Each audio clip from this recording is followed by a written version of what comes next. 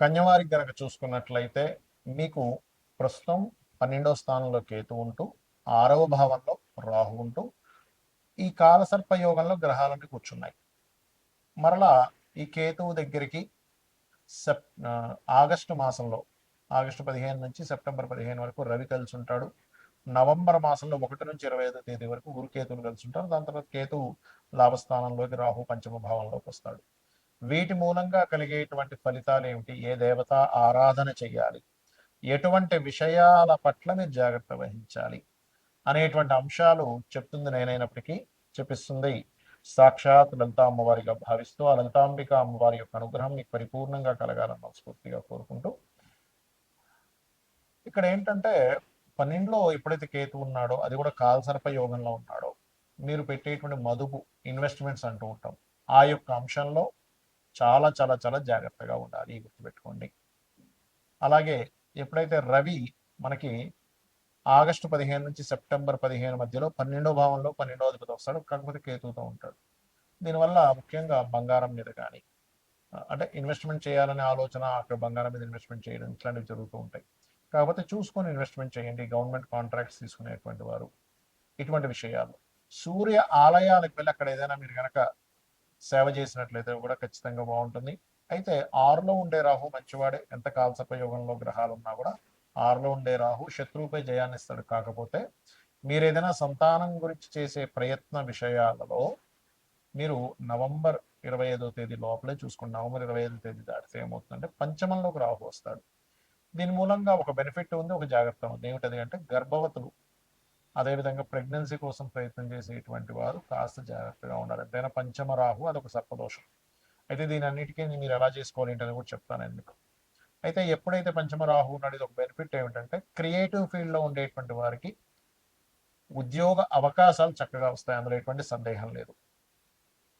అయితే ఎప్పుడైతే ఈ గురువు నవంబర్ మాసం 1వ తేదీ నుంచి నవంబర్ 25వ తేదీ వరకు గురుకేతువులు కలిసి ఉంటారో, ఇది ఇచ్చేటువంటి రిజల్ట్ ఏమిటి అంటే, మీకు గతంలో మీరు ఏదైతే ఇన్వెస్ట్మెంట్స్ చేశారో, లేకపోతే గతంలో కొన్ని కొన్ని వ్యసనాలు గురైన వాళ్ళు ఉంటారు, వీళ్ళందరికీ కూడా ఈ గురుకేతువుల యొక్క కలయిక కొంతవరకు అది క్లియర్ చేయడానికి, ఆ యొక్క అంశాన్ని సరిదిద్దుకోవడానికి అవకాశాన్ని ఇస్తాడు. ఇక మీరు నిత్యము చేయవలసింది వెంకటేశ్వర స్వామి యొక్క ఆరాధన చేయండి, అన్ని విధాలు బాగుంటుంది. ఇక్కడ మనం చాలాసార్లు చాలా సందర్భాల్లో చెప్పడం జరిగింది, ఈ రాహుకేతువులు కాలసర్ప యోగాన్ని జన్మజాతకంలో కనుక ఉన్నట్లయితే ఏమి పట్టించుకోకండి, గోచారంలో ఉన్నప్పుడే అది దేశకాల పరిస్థితుల మీద మనుషుల్ని చూపిస్తుంది అని కదా. చాలా ఉదాహరణలు కూడా చెప్పాను. చిరంజీవి గారు పెద్ద పెద్ద ఇప్పుడు ఒక దాదాపుగా 170 మంది ప్రెసిడెంట్ల జాతకాల్లో కాలసర్ప యోగం ఉంది అని.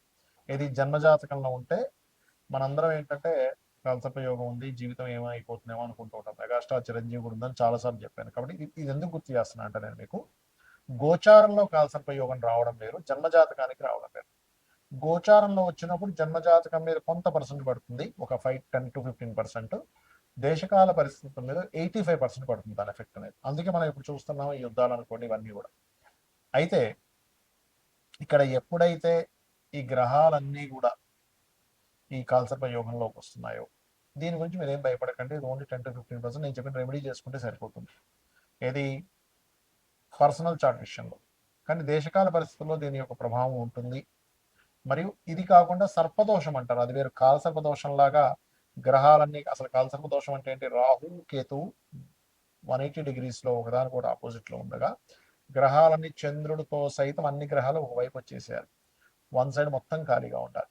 అలా లేకుండా కూడా కొంతమంది ఒక గ్రహం 2 గ్రహాలు బయట మీకు కాలసర్ప యోగం ఉంది, దోషం ఉందని భయపెడుతూ ఉంటారు. అటువంటివి పట్టించుకోకండి దయచేసి.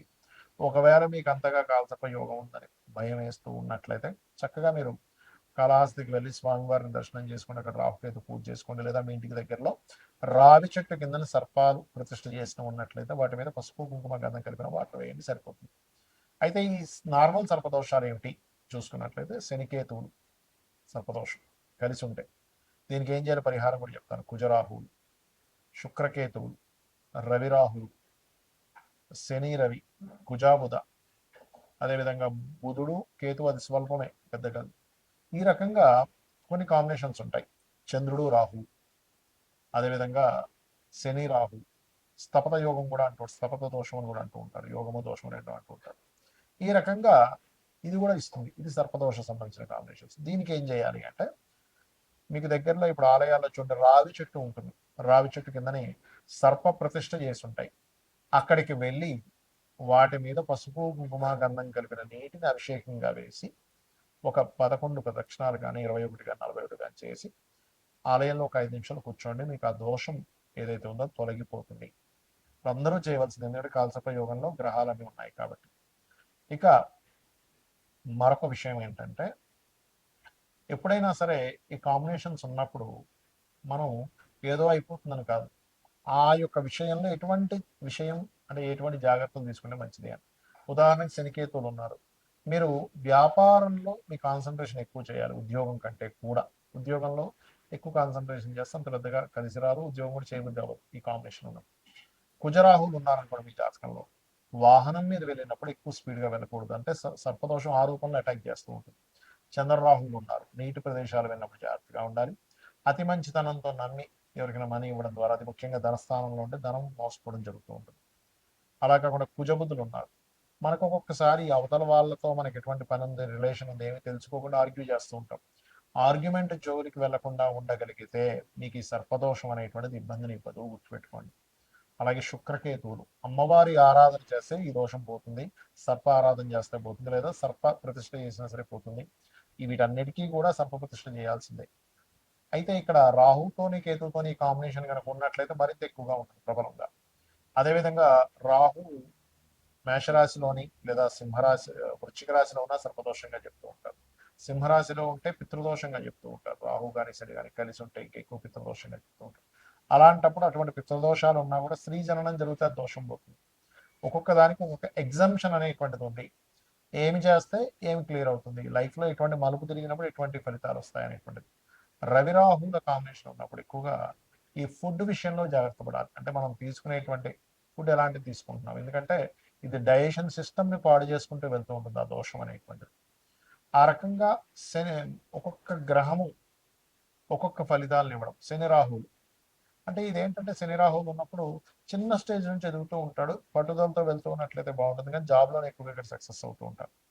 ఈ రకంగా సర్పదోషం అంటే మీది ఏదైనా ఒక గ్రహం కేతువు కలిసి ఉన్నప్పుడు ఆ పర్టికులర్ మహాదశల్లో, ఆ అంతర్దశల్లో ఎక్కువగా సర్ప సంబంధించినవి చేసుకోవాలి. ఇందులో ఏమండి నాకు అంత స్తోమత లేదు, సర్పప్రతిష్ఠ చేయలేను, మాకు దగ్గరలో ఆలయాలు కూడా లేవు అన్నప్పుడు గరుడ పురాణం గనక చదివినా విన్నా మంచి ఫలితాలు ఉంటాయి. ఇప్పుడు మీకు చదవలేరు, యూట్యూబ్లోకి వెళ్ళి సామవేదం గారితో ఇంకెవరితో మంచి మంచి ప్రవచకులు ఉన్నారు, వారిది కనుక మీరు తీసుకుని గరుడ పురాణం విన్నా కూడా ఈ సర్పదోషం అనేటువంటి తొలగిపోతుంది, గుర్తుపెట్టుకోండి.